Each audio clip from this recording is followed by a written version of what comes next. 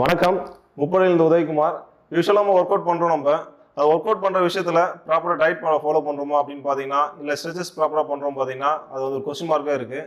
இது இந்த செக்ஷன் பார்த்தீங்கன்னா இன்ட்ராக்ஷன் செக்ஷன். இதில் பார்த்தீங்கன்னா முப்படையில் ஒர்க் அவுட் பண்ணுற விஷயத்தை தவிர்த்து நம்ம வந்து ஃபிசியோதெரப்பி மூலமா என்னென்ன பண்ணலாம், என்னென்ன கிளாரிஃபிகேஷன் பண்ணலாம் அப்படின்னு சொல்லிட்டு முப்படை சார்பாக திரு கோபிநாத் அவர்களை வருக என்ன வரவேற்கிறோம். வணக்கம் சார்.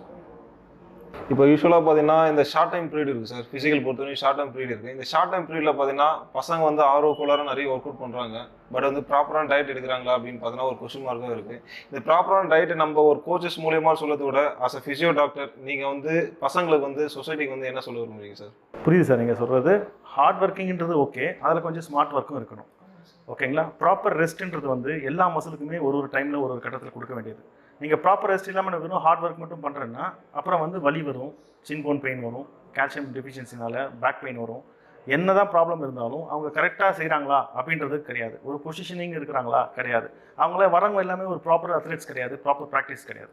ஸோ இவங்க வந்து ட்ரைனிங்காக வரதுனால ஸோ அவங்க சொல்கிற நேரம், அதாவது எவ்வளோ செஞ்சாலும் நம்மளுக்கு பத்துலன்ற அவங்க இது சாட்டிஸ்ஃபேக்ஷன் ஆக மாட்டாங்க. ஆஸ் ஏ அத்லெட்டாக பார்த்தீங்கன்னா ஒரு நாளைக்கு இவ்வளோ தான் ஒர்க் அவுட் பண்ணணும்னு ஒரு டைம் இருக்கும்.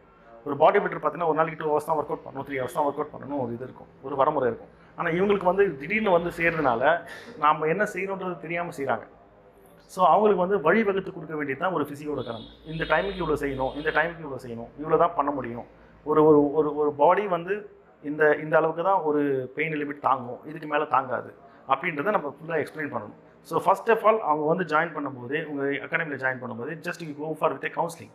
அவங்களுக்கு ஒரு கருத்தரங்கு மாதிரி கொடுத்து அவங்கள வந்து மைண்டை கிளியர் பண்ணுங்கள். இவ்வளோ தான் பண்ணணும், இதுக்கு மேலே பண்ணால் வலி வரும், இந்த ஃபுட்டு சாப்பிட்ணும், இப்படி தான் மெயின்டைன் பண்ணணும், வார்ம் அப் இப்படி கரெக்டாக இருக்கணும், வார்ம் அப் இல்லாமல் எந்த எக்ஸசைஸும் பண்ணாதீங்க அப்படின்றத நீங்கள் தெளிவாக சொன்னீங்கன்னா அவங்க புரிஞ்சுப்பாங்க. ஸோ வார்ம் அப் இல்லாத ஒரு எக்ஸசைஸ் எல்லாமே வழியில் தான் போய் முடியும். ரைட். Thank you sir. சார் சொன்ன மாதிரி பார்த்தீங்கன்னா வார்ம் அப் இல்லாமல் எந்த எக்ஸசைஸும் பண்ணாலும் இன்ஜுரியில் தான் முடிக்கும் அப்படின்னு சொல்கிறாங்க. சார் சொன்ன ரெண்டாவது விஷயம் நோட் பண்ணோம். ப்ராப்பர் அத்லெட்னா மேக்ஸிமம் 6 to 7 years வந்து ப்ராப்பராக அத்லெட் பண்ணியிருப்பாங்க. இந்த டைமில் தான் ஒர்க் அவுட் பண்ணணும்னு சார் சொல்லியிருக்காரு. புதுசாக வர பசங்க கம்பல்சரி வந்து ஸ்ட்ரெச்சஸும் வார்ம் அப்பும் பண்ணால் தாராளமாக உங்களுக்கு எந்த பெயின் இருந்து ரிலீஃப் ஆகலாம் அப்படின்னு சொல்கிறாங்க. Thank you sir. இப்போ ரெண்டாவது கொஸ்டின் போகலாம். நம்ம இப்போ யூஸ்வலாக பார்த்தீங்கன்னா நம்ம எல்லாருமே ஒர்க் அவுட் பண்ணுறாங்க சார். ஒர்க் அவுட் பண்ணுற விஷயத்தில் பார்த்தீங்கன்னா நார்மல் அத்லெட்டுக்கும் இல்லை புதுசாக வர பசங்களுக்கும் பார்த்தீங்கன்னா யூஸ்வலாக வர பெயின் பார்த்தீங்கன்னா சின்போன் பெயின் சார். இந்த சின்போன் பெயின் மேக்ஸிமம் பார்த்தோன்னா என்ன அது ரிலீஃப், இது பண்ணால் கன்ஃபார்ம் ரிலீஸ் ஆகும் அப்படின்னு சொல்லுறது ஒரு விஷயம் இருக்குது சார். சின்போன் பெயினுக்கு இது பண்ணால் போதும் அப்படின்னு நீங்கள் ஆஸ் அ டாக்டராக என்ன சொல்கிறீங்க சார்? ஆக்சுவலாக நீங்கள் சொல்கிறது வந்து கரெக்டான விஷயம் சார். சின்போன் பெயின்னே சொல்லக்கூடாது. அது வந்து ஃபெமரல் டிபியல் ஃபோர்ஸ்ன்னு சொல்லுவோம் நாங்கள். ஃபெமரல் டிபியல் ஃபோர்ஸ்ன்றது வந்து தொடை எலும்பும் முட்டி எலும்பும் ரெண்டும் ஓடும்போது உராயுது. அப்படி உராயும் போது எங்கே வீக்காக இருக்கோ அந்த வீக்கான இதில் வந்து நம்ம வந்து அதை வந்து சரி செய்யணும். சரி செய்யாத விட்டுட்டோம்னா இந்த பெயினானது வந்து ரொம்ப மேலே எடுத்துகிட்டு போகும். ஸோ லிகமெண்ட் இன்ஜுரி ஆகிற அளவுக்கு இந்த சின்போன் பெயின் எடுத்துகிட்டு போகும். இதுக்கு முதல் பார்த்தீங்கன்னா ஸ்டார்டிங் பீரியட்லேயே ஐசிங் கொடுத்து அதை கம்ப்ளீட்டாக க்யூர் பண்ணணும். Icing is first method. ரெண்டாவது கம்ப்ரெஷன் பேண்டேஜ் போட்டோம்னா ஆட்டோமேட்டிக்காக பெயின் ரெடியூஸ் ஆகும். ஸோ அந்த பெயின் இருக்கிற சமயத்தில் கம்மியாக ஒர்க் அவுட் பண்ணணும். இவ்வளோ தான் சார் விஷயம். சின்போன் பெயின்ன்றது ரொம்ப பெரிய விஷயம் கிடையாது. இட்ஸ் நார்மலாக ஒரு அத்லெட்டுக்கு வரக்கூடிய பிரச்சனை தான். ஸ்டார்டிங் அத்லெட்டுன்னு சொல்லுவோம். ஆரம்ப காலத்தில் வர அத்லெட்டுக்கு எல்லாருக்குமே நடக்கக்கூடிய ஒரு விஷயம். இந்த ஆரம்ப காலத்தில் வர அத்லெட்டுக்கு நடக்கக்கூடிய விஷயத்தை வந்து நம்ம ரொம்ப குறைவாக மதிப்பிடுறதுனால அந்த சின்போன் பெயின் அவங்களுக்கு பெருசாக தெரியும். இதுதான் விஷயம், வேறு ஒன்றுமே கிடையாது. பட் அந்த சின்போன் பெயினை கண்ட்ரோல் பண்ணுறதுக்கு icing is a first best method. Acute பெயின்னு சொல்லுவோம். அதை ஆரம்பிக்கும் போதே அதை அடக்கிட்டோம்னா அதுக்கப்புறம் பின்னாடி வராது. ஆரம்பிக்கும் போது சாதாரணமாக அதை விட்டுறதுனால திருப்பி மேலும் மேலும் அதை அடிவாங்க இன்னும் பெயின் ஜாஸ்தியாகுது. ஸோ ரன்னிங் வந்து ப்ராப்பராக ஒரு 50 km ஸ்பீடில் ஓடுறவன் 80 km ஸ்பீடில் ஓடிட்டான்னா அந்த சின்போன் வந்து ஜாஸ்தி அடிவாங்க. ஸோ 80 km ஸ்பீடில் ஓடிட்டு இருந்தவன் 50 km ஸ்பீடில் மாற்றணும், தன்னை உருமாற்றணும். அந்த உருமாற்றும் போது தான் அந்த சின்போன் பெயின் குறையும். புரியுதுங்களா? சின்போன் பெயின் ரிலீஸ் ஆகணும்னா கம்பல்சரி கம்ப்ரெஷன் பேண்டேஜ் இருக்கும். ஐசிங் அண்ட் கம்ப்ரெஷன் பேண்டேஜ் போட்டோம்னா சின்போன் பெயின் 2 to 3 hours குறைஞ்சிடும். அது யாருமே ப்ராப்பராக ஃபாலோ பண்ணுறதில்லை. Icing method is a very best method for shinbone pain. In ஃபிசியோவில் பார்த்தீங்கன்னா we go for ultrasound and மாய்ஸ்டிக் போவோம், ஹைட்ரோகோலாட்ரல் பேக் போகலாம். ஸோ அதிகப்படியான இருந்துச்சுன்னா ஃபிசியோதெரபிஸ் தான் must for shinbone pain. 2 to 3 days எந்த மாதிரி பெயினாக இருந்தாலும் நம்ம ரெடியூஸ் பண்ணிக்கலாம். இந்த சின்போன் பெயினுக்கு மேக்ஸிமம் பார்த்தீங்கன்னா icing method and compression method, இது 2 மெத்தடை நீங்கள் ஃபாலோ பண்ணாலும் தாராளமாக சின்போன் பெயின் போயிடும். சில பேர் வந்து சின்போன் பெயின் வந்தாலே என்னால் ஓட முடியாது அப்படின்னு சொல்லி நினைக்கிறவங்களுக்கு இது ஒரு கருத்தாக அமையும். Thank you sir. அடுத்தபடியாக நம்ம 3வது கொஸ்டின் போகலாம். சார் நெக்ஸ்ட் கொஸ்டின் என்னென்னா, பசங்க வந்து எல்லாம் ஒர்க் அவுட் பண்ணுறாங்க. இது ஒர்க் அவுட் பண்ணுற சில விஷயத்தில் பார்த்தீங்கன்னா சின்போன் பெயின் யூஸ்வலாக வருது. செகண்ட் பார்த்தீங்கன்னா நம்மளுக்கு வந்து ஆங்கிள் ட்விஸ்ட் ஆகுது. இந்த ஆங்கிள் ட்விஸ்ட்டுக்கு மேக்ஸிமம் நார்மல் அத்லெட்டுக்கும் நடக்குது, ப்ளஸ் வந்து இப்போ தான் பிகினர்ஸ் இருக்காங்க, அந்த பிகினர்ஸ்க்கும் நடக்குது. இந்த ஆங்கிள் ட்விஸ்ட்டுக்கு வந்து என்ன பெஸ்ட் சொல்யூஷன் சார்? ஆங்கிள் ட்விஸ்ட்ன்றது ஒன்றும் கிடையாது சார். ஆங்கிள் ட்விஸ்ட்ன்றது வந்து நார்மலாக நடக்கக்கூடியவங்களுக்கு கூட நடக்கக்கூடிய ஒரு விஷயம் தான். சாதாரணமாக நடக்கிறான்னா ஒரு இடத்துல ஒரு அன்ஈவன் ஃபேஸில் காலை வைக்கிறான், அதாவது ஒரு முரடத்தனமான ஃபேஸில் காலை வைக்கிறான்னா அந்த கால் ஸ்லிப் ஆகிறதுக்கு சான்சஸ் இருக்குது. அந்த கால் ஸ்லிப் ஆகி கீழே போனான்னா அங்கே ஆங்கிள் ட்விஸ்ட் நடக்கும். இது வெறும் ஸ்போர்ட்ஸ் மேன்லேயும் அத்லெட்ஸில் மட்டும் நடக்குதுன்னு சொல்ல முடியாது. சாதாரணமாக ஒரு படி ஏறணும் வந்து இறங்குற வரைக்கும் நடக்கும். அப்படி படி இறங்கணும் கூட கொஞ்சம் தடுமாற்றம் வந்துச்சுன்னா பேலன்ஸ் டிஃபிமிட்டி, அதாவது வந்து அவனுடைய சமநிலை என்னைக்கு தவறுதோ அந்த சமநிலை தவறும் போது கண்டிப்பாக ஆங்கிள் ட்விஸ்ட் வரும். ப்ளேஸ் பண்ண வேண்டிய காலை கரெக்டான இடத்துல ப்ளேஸ் பண்ணாமல் கொஞ்சம் மாற்றி ப்ளேஸ் பண்ணாமல் கண்டிப்பாக ஆங்கிள் ட்விஸ்ட் வரும். அது நார்மலாக அத்லெட்ஸ்க்கு தான் வரணும், ஸ்போர்ட்ஸ் மேனுக்கு தான் வரணும் இல்லை, சாதாரணமாக நடக்கக்கூடியவங்களுக்கு கூட ஆங்கிள் ட்விஸ்ட் வரதுக்கு வாய்ப்புகள் இருக்குது. அதை மாற்றத்துக்கு முடியாது. அவங்க வந்து கவனமான கால்கள் பதிக்க வேண்டும். அவங்க கால் பதிப்பு வந்து கவனத்தோடு இருக்க வேண்டும்.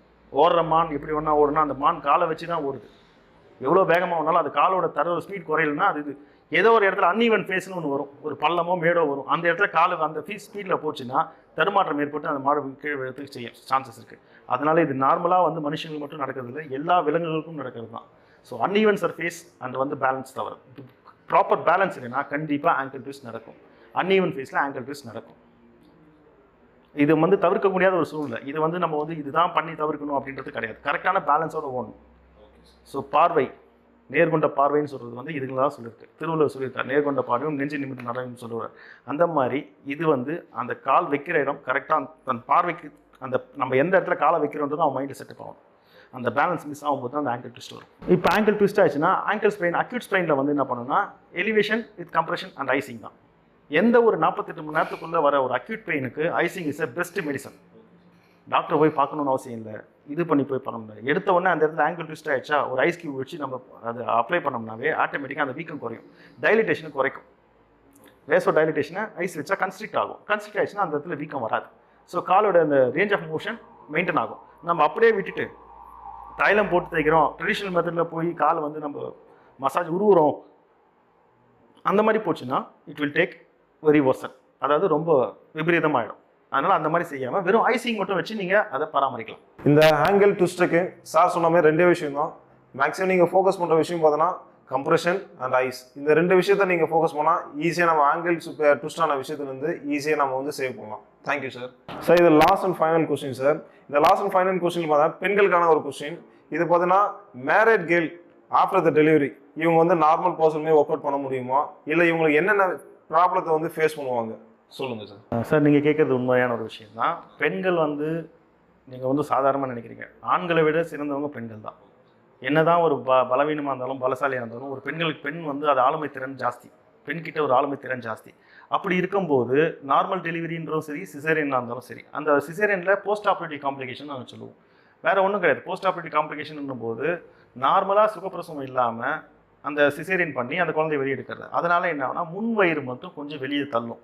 அப்படி இருக்கும்போது அப்டமன் பெல்ட்னு ஒன்று இருக்குது. அந்த அப்டமன் பெல்ட் போட்டுட்டு ப்ராப்பர் அப்டமன் எக்ஸசைஸ் பண்ணால் அந்த வயிறு உள்ளே போகிறதுக்கு சான்சஸ் இருக்குது. இதே ப்ராசஸ் தான் நார்மல் டெலிவரியும், சுகப்பிரசவத்துக்கும் இதே ப்ராசஸ் தான். ஆனால் இவங்க அந்த அப்டமன் எக்ஸசைஸ் ப்ராப்பராக பண்ணாங்கன்னா இந்த ஒர்க் அவுட் மட்டும் இல்லை சார், எந்த ஒர்க் அவுட்டும் அவங்க பண்ணலாம், எந்த ஒர்க் அவுட்டும் பண்ணலாம். அப்படி எந்த ஒர்க் அவுட்டும் பண்ணுற சமயத்தில் இது வந்து ரொம்ப சாதாரணமான ஒரு விஷயம்.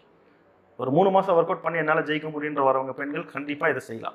ஆனால் ப்ராப்பர் சப்போர்ட் இருக்கணும். ப்ராப்பர் சப்போர்ட் மீன்ஸ் அந்த அப்டமன் சப்போர்ட் பெல்ட் போட்டு அவங்க கல்லப்ஸ்ன்னு சொல்லுவோம். அப்டமன் எக்ஸசைஸ் ஃபஸ்ட்டு ஸ்டார்ட் பண்ணி அந்த அப்டமனை உள்ள தள்ளணும். இதுதான். அப்படின்னா எர்னியான்னு ஒரு இது ஃபார்ம் ஆகிடும். அந்த எர்னியா ஃபார்ம் ஆகாமல் இருக்கணும்னா அந்த வயிறு இழுத்து பிடிச்சி அப்டமன் பெல்ட் போட்டு விட்டணும். இவ்வளோ தான் சார் விஷயம். பெண்களுக்கு வந்து இதுதான் தனிப்பட்ட முறையிலலாம் ஒன்றும் கிடையாது. அவங்களும் எல்லாமே செய்யலாம், செய்ய முடியாதுன்ற ஒரு விஷயம் கிடையாது. இன்னொரு விஷயம் பார்த்தோன்னா ஆண்களை விட பெண்களே நிறைய நல்லா செய்வாங்க. அவங்களுக்கு ஒரு தனித்துவம் இருக்கிறதுல. ஆண்களாவது கொஞ்சம் சோம்பேறித்தனப்படுவாங்க. ஒரு இலக்கை நிர்ணயிச்சிட்டாங்கன்னா அது பெண்கள் அடைஞ்சே தீருவாங்க. அது வரைக்கும் பெண்களுக்கு உண்மையிலேயே முன்னுரிமை உண்டு, அதில் செய்வாங்க அவங்க. இதில் எந்த ஒரு சந்தேகமும் இதுவும் தேவையில்லை. அது டெலிவரி ஆனாலும் சரி, டெலிவரி ஆகாதனாலும் சரி, அவங்க இலக்குன்னு ஒரு முடிவு பண்ணிட்டாங்கன்னா அது கண்டிப்பாக நிறைவேற்றி ஆகும். அது வந்து ஒரு பெரிய பிரச்சனை கிடையாது. அதை ஈஸியாக நிவர்த்தி பண்ணிக்கலாம். ஒரு அப்டமன் பெல்ட் போட்டு அவங்களால அதை ஈஸியாக எடுத்துகிட்டு வெளியே வர முடியும். வேறு ஒன்றும் இல்லை sir, nothing to worry. Sir சொன்ன மாதிரி ஆண்களுக்கு கேட்குறா பெண்களும் பண்ண முடியும், அதில் ஒரு விஷயம் இருக்குது. ரெண்டாவதுல பார்த்தீங்கன்னா அவங்கள அப்டமல் பவரை இன்க்ரீஸ் பண்ணிட்டு பெல்ட் போட்டு நமக்கு ஒர்க் அவுட் ஸ்டார்ட் பண்ணிட்டாலே தாராளமாக வந்து அவங்க ஸ்ட்ரென்த் இம்ப்ரூவ் பண்ணி நார்மலாக வந்து ஹியூமன் பீயிங் மாதிரி நம்ம ஒர்க் அவுட் பண்ணலாம் அப்படின்னு சார் சொல்லியிருக்காரு. பெண்களுக்கு ஒரு மோட்டிவேஷனாக ஸ்பீச்சாக இருக்கும்னு நினைக்கிறேன். Thank you sir. இந்த வீடியோ பார்த்தோன்னா சொசைட்டிக்கு கண்டிப்பாக யூஸ்ஃபுல்லாக இருக்கும்னு நினைக்கிறேன். Thank you Gopinath sir, golden physio care, Vellore district. Thank you so much sir.